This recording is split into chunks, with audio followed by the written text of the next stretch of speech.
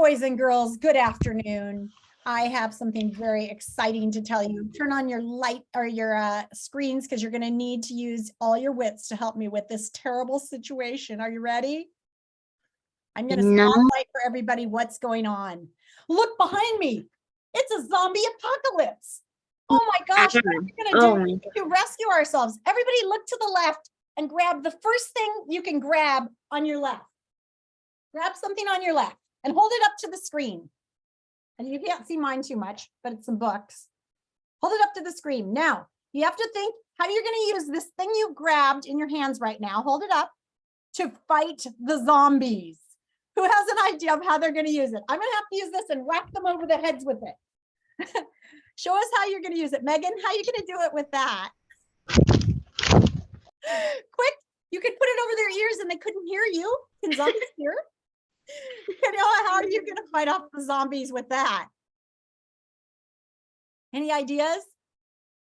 Guys, go ahead. Amoy, what are you going to do? What have you got in your hand? I can have my wallet because that's the first thing I grabbed, and it has like a string so I could swing it at them. Oh, yeah. Swing it at them. Vivi, what you got there? Today chalk, and I'm going to, and I don't say it's made out of clay, so I'm just going to smash them on the Oh, head. yeah, that you were lucky to grab that. Christian, what did you grab? Where are you, Christian? I see your hand raised. What did you end up grabbing? I grabbed my wallet. Your wallet? How are you going to fight off the zombies with your wallet? Slapping them. Pay them. You could throw money to them. Maybe they would grab the money instead of you. This How is a about lot of money. I would not throw this to them. Okay. Lauren, how about you? What'd you grab? Oh, a notebook. Are you just going to whack them with it? Or flip the pages at them? All right. Anybody else want to share what they're going to do with that? Okay. The next thing you do is you reach to your right and you grab something. You grab the thing on your right. Reach over to your right and grab something. Now, my friends, whatever you just grabbed, you're going to use to trick the zombies. As we know, zombies are not very bright. And if you act like a zombie, sometimes they will get confused. So how are you going to use this object to trick the zombie? I think I'm going to give my zombie some coffee, and the caffeine will make them sort of confused because caffeine actually makes you kind of hyper. So the zombies will be so confused they won't be able to focus on finding me. Who else has something they grabbed? Show us what you grabbed on the right. Vivi, what'd you grab? A tail. A chair. What are you gonna do to trick the zombie with the chair? I'm just going to block the way. You're gonna block their way and they won't know what to do. They'll just sit there bumping against it. Mm-hmm. Who else has something? Jax, do you want to put something in the chat? What did you grab? Put something in the chat for us. Draw myself to distract them. Lauren's going to draw himself in the notebook and then they'll be watching him. Anybody else have anything else? I see some things in the, a granola bar. Mila, what are you going to do with the granola bar? I have no idea. Maybe you could feed it to them. Who knows? Maybe zombies like granola bars. Maybe. Amity, what did you grab? Did you grab anything on your right? Grab the first thing on your right and hold it up.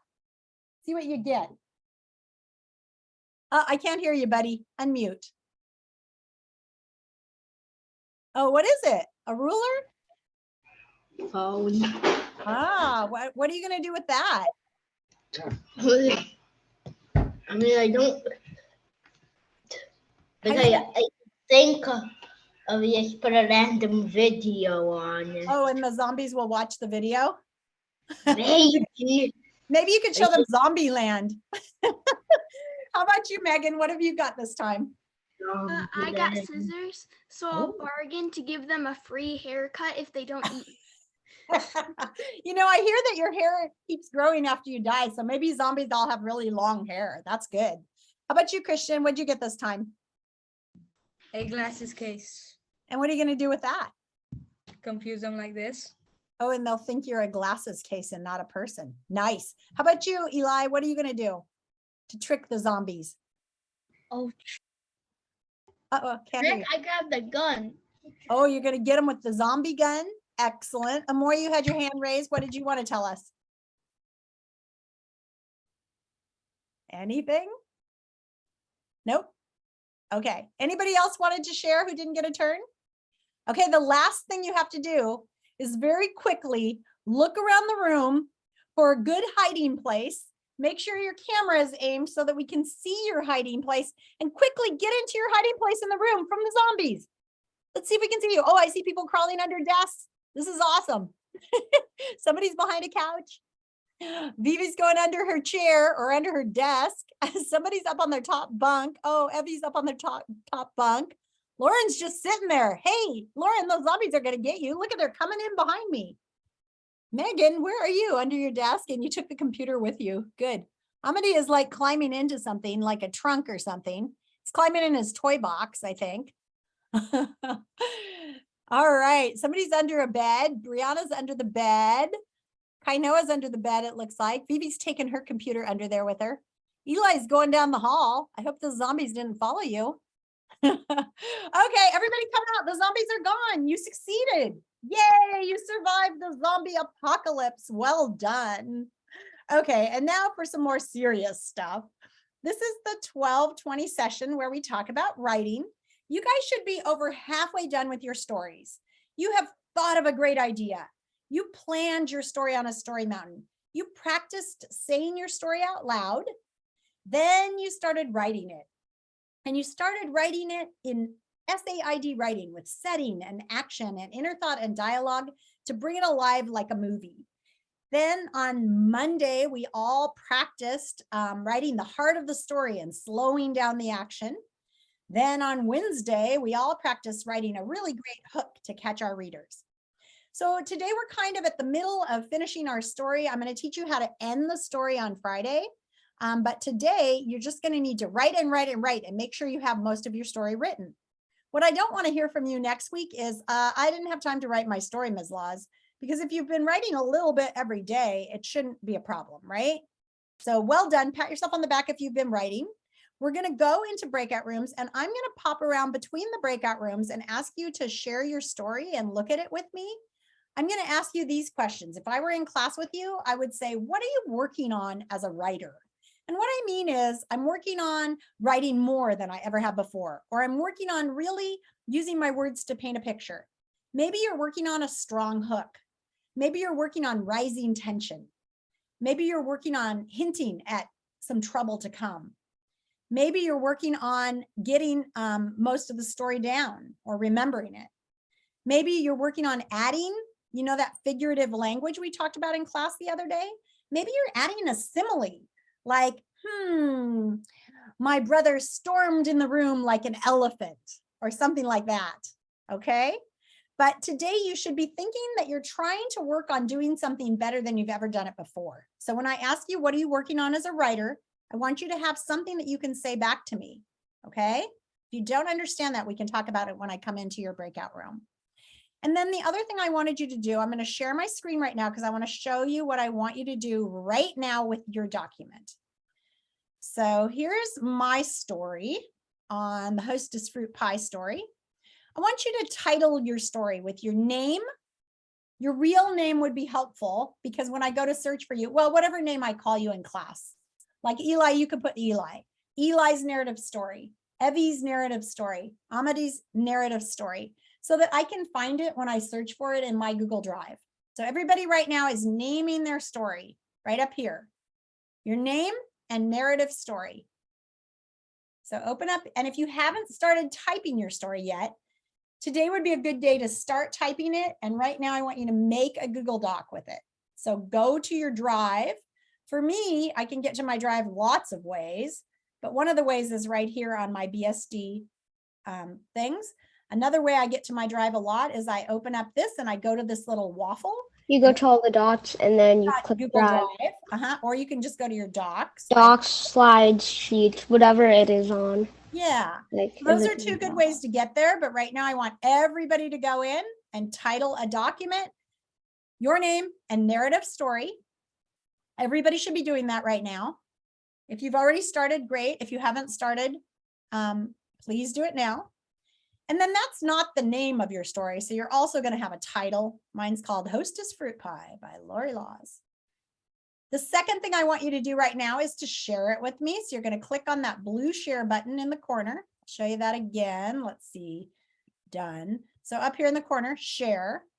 You're going to go in here and you're going to type my name right there. Oops, not that one. Sorry. Lori, I don't think you get that one. That one doesn't pop up. Here we go. Lori Laws at beaverton.k12.or.us.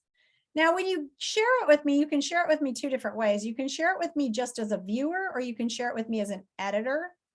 So like I'm the owner right now, but when you share, you can set what sort of sharing you want over here. Editor means I can write on your document and put some notes on it. If you don't have that, then I can't. If I'm just a viewer, I can't write on it.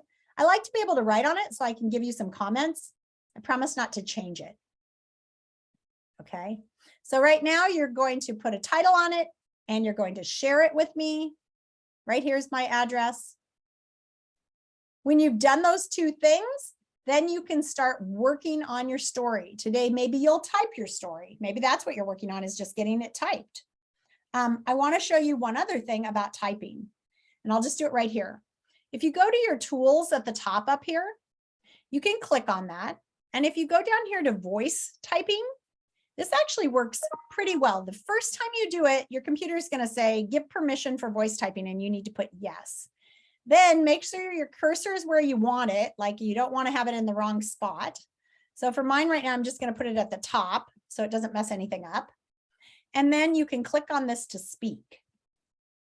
And it says allow.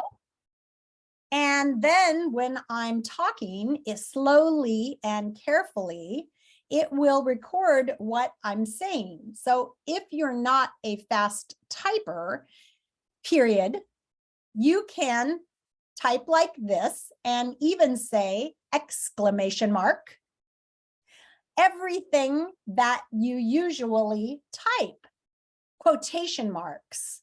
Wow, quotation marks, said Ms. Laws. Oh, look. Okay, then if you stop it, like I stopped it now, it will stop typing and I can go back and fix it. Like it didn't do quotation marks for some reason. They popped up, but then they went away.